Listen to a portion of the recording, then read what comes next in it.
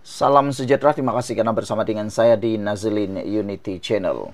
Saat Parti PAS sibuk membuli bersatu, sibuk memperkecil-kecilkan bersatu, ini pula yang diumumkan oleh Anwar Ibrahim. Kita bangga karena Anwar Ibrahim mengumumkan perkara yang bagus. Kata Anwar, fanatik agama kaum perlu dibenteras demi kelangsungan negara. Rakyat Malaysia perlu menghindari sikap pelampau kaum dan agama bagi menjamin kelangsungan negara yang berdaulat dan merdeka, selain menolak sikap ekstrim yang boleh memecah belahkan rakyat, kata Anwar Ibrahim. Saudara-saudara sekalian, apapun parti politik Anda, apapun fahaman politik Anda, apapun propaganda Anda, apapun kerjasama politik Anda, pakatan Anda, tidak boleh menandingi keamanan negara ini. Macam manapun kamu mahu menang, kamu mahu menguasai negara ini, jangan sesekali menggunakan isu yang sangat panas seperti agama, bangsa dan juga keturunan. Perkara ini harus dielakkan. Kalau mahu kuasai negara ini, kalau mahu memenangi hati dan jiwa rakyat, mudah saja laksanakan pembangunan, berikan idea yang tepat, berikan idea yang bagus untuk pembangunan. Itu cara untuk Anda, wahai ahli-ahli politik, untuk memenangi hati dan pikiran rakyat. Jangan sesekali menggunakan isu yang sensitif, kerana tidak berbaloi Anda mendapat satu kerusi tapi hancur negara ini. Jadi ketika Anwar Ibrahim mendedahkan perkara ini, yaitu fanatik agama kaum perlu dibenteras demi kelangsungan negara, kita harus menyokong kenyataan ini sebesar dan seluas-luasnya. Ini kerana perkara itu boleh memecah belahkan rakyat. Sebelum kita teruskan ulasan ini, jangan lupa tinggalkan komen Anda dengan tanda pagar "Kami Sayang Malaysia". Sebelum itu, izinkan dulu saya berkongsi kepada Anda semua, ini terapi imun Transfer Factor for Life. Terapi imun yang meningkatkan daya imun badan kita sehingga 400%. Secara umum dan ringkasnya, apabila imun badan kita lemah, apabila imun badan kita bodoh, apabila imun badan kita tidak seimbang, kita kena penyakit dan tidak sembuh daripada penyakit. Lalu, akar penyakit bertumbuh bersarang di dalam tubuh badan kita. Akar penyakit yang telah bersarang bertumbuh dalam badan kita menyebabkan kita jatuh sakit yang tak henti-henti. Tapi terapi imun ini mengajar, mendidik, menguatkan dan menyeimbangkan imun badan kita. Apabila imun badan kita sudah jadi kuat, bijaksana dan seimbang, imun badan tahu bekerja pada waktu yang tepat, dan paling penting sekali ia menghancurkan akar penyakit, sarang penyakit yang bertumbuh di dalam tubuh badan kita. Imun badan yang bijaksana juga mengetahui, menyeimbangkan dirinya dan tahu mana satu lawan, mana satu kawan dalam tubuh badan kita. Cepat dapatkan produk yang hebat ini melalui nombor telefon saya yang tertera. Produk ini lulus KKM, diperakui oleh doktor-doktor di seluruh dunia dan juga penemuan paling bersejarah dalam dunia kedokteran abad ini. Kalau kau sudah berdoa bertahun-tahun untuk lepas daripada masalah kesehatan, mungkin ini jawapan yang Tuhan hantar untuk Anda semua. Saudara-saudara sekalian, menyampaikan amanat sambutan Hari Malaysia 2025 di hadapan ribuan rakyat berbilang kaum malam tadi, Perdana Menteri Anwar Ibrahim menegaskan sikap fanatisme agama dan perkauman boleh menggugat kestabilan politik dan ekonomi negara.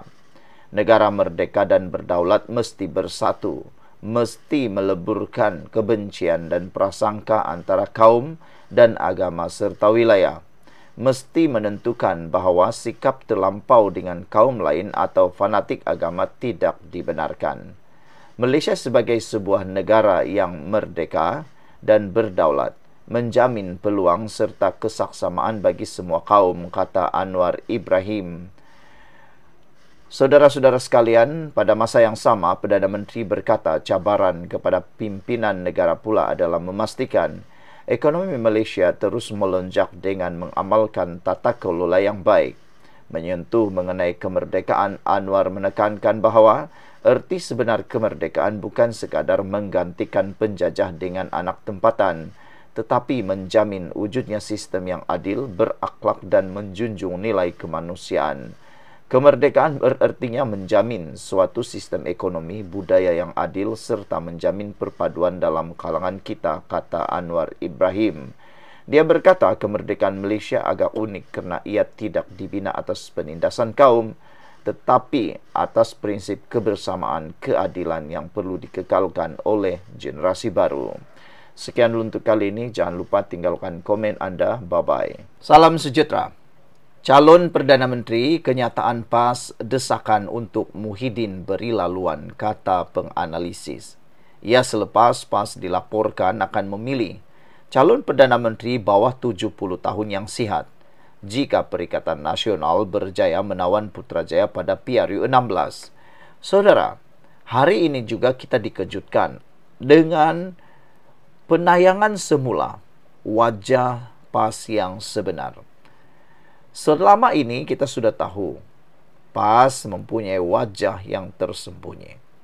Akhirnya wajah yang tersembunyi itu topengnya terbuka. Wajah sebenar mulai kelihatan. Apabila PAS yang selama ini pernah mencipta rekod mengkhianati kawan di tengah jalan. Apabila PAS pernah beberapa kali mengkhianati rakan di tengah jalan, antaranya Semangat 46, DAP dan juga UMNO.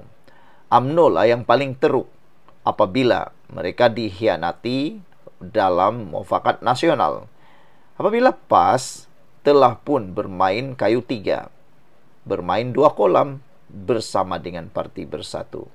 Sekarang, isunya yang paling besar ialah apakah Bersatu akan membuat perkiraan berharu, perhitungan baharu untuk masa depan Parti Bersatu itu. Kerana melihat kepada keadaan semasa, apabila Muktamar PAS telah sebulat suara menyatakan PAS sudah bersedia, bahkan Taqiyuddin sudah menyatakan PAS sudah bersedia memimpin PN, makna kata Bersatu hanya tinggal kenangan. Kalau Bersatu hanya jadi orang biasa di dalam Perikatan Nasional dan PAS memimpin Perikatan Nasional, sudah boleh dijangka nasib yang akan menimpa Parti Bersatu. Sudah boleh dijangka. Akhirnya Parti Bersatu yang akan jadi penumpang melukut di tepi gantang. Sekiranya PAS bertegas melaksanakan usul berkenan ini, ini akan menyebabkan juga Bersatu akan membuat perhitungan baharu. Kecualilah Bersatu akur dengan apa yang dihujahkan tentang kedudukan dan kelemahan Parti Bersatu sendiri. Kelemahan dalam memimpin Perikatan Nasional. Kenyataan daripada Bersatu sebagai merespon usul daripada PAS itu kini kita tunggu dengan penuh debar.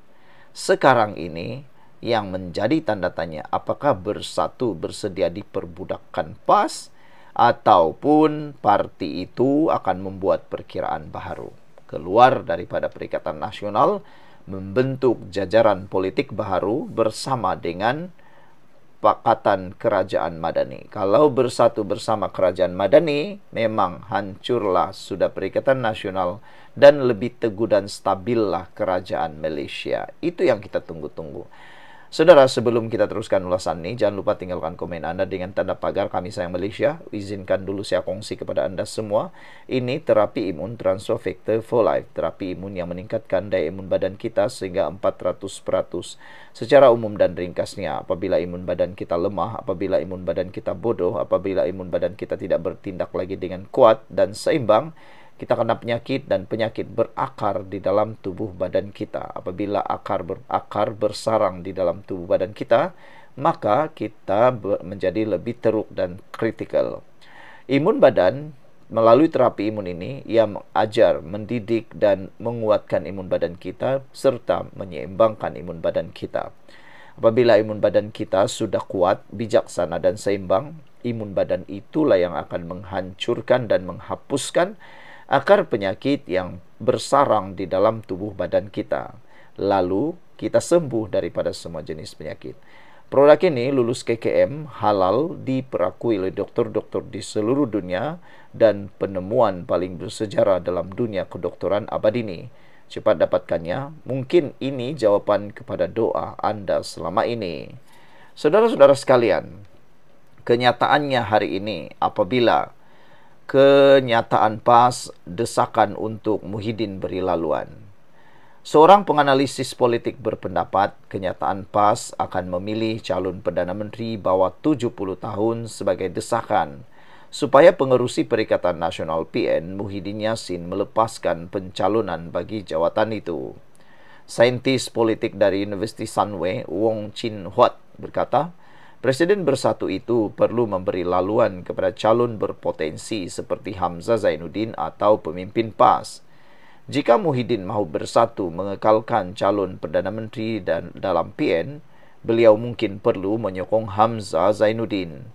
Namun sekiranya beliau bertegas dan PAS menekan mahu calon Perdana Menteri mereka sendiri, seperti Ahmad Samsuri Mokhtar, maka Hamzah juga mungkin terlepas peluang, katanya. Beliau berkata tindakan itu secara tidak langsung akan memaksa bersatu menarik sokongan terhadap Muhyiddin, kerana ia sukar mengekalkan banyak kerusi marginalnya. PAS adalah parti yang sangat realistik. Sekiranya mereka merasakan calon Perdana Menteri daripada bersatu boleh membawa kemenangan, ia akan mengawal cita-citanya. Katanya sambil menambah jika PAS menekan merasakan sebaliknya, parti Islam itu akan menonjolkan calonnya. Semalam, Presiden PAS Hadi Awang dilaporkan berkata parti itu akan memilih calon Perdana Menteri mereka di bawah umur 70 tahun yang sehat sekiranya PN berjaya menawan Putrajaya pada PRU 16. Tetapi katanya soal siapa yang akan mengetuai kerajaan jika gabungan itu memenangi pilihan raya akan datang, dibincang bersama rakannya dalam PN. Kenyataan Hadi itu menyusul keputusan bersatu menamakan Muhyiddin, ahli Parlimen Pagoh yang kini berusia 78 tahun, sebagai calon Perdana Menteri ke-11 dari parti itu untuk PRU 16. Majlis tertinggi PN akan membincangkan isu calon Perdana Menteri minggu depan. Azmi Hasan dari Akademi Nusantara pula berkata, pelbagai saranan bersifat perlian dibuat dalam muktamar PAS yang sedang berlangsung menunjukkan rasa tidak puas hati parti itu terhadap kawalan bersatu dan Muhyiddin. Mereka melihat tak adil bersatu mengawal segala-galanya dalam PN, termasuk calon Perdana Menteri. Sepatutnya calon tukar dalam PN. Ada calon tukar dalam PN, katanya. Pucuk pimpinan PAS dan bersatu perlu menyelesaikan perselisihan faham yang timbul supaya keretakan tidak berlaku dalam Perikatan Nasional, kata beliau lagi. Sekian dulu untuk kali ini. Jangan lupa tinggalkan komen Anda, tekan butang subscribe. Bye-bye.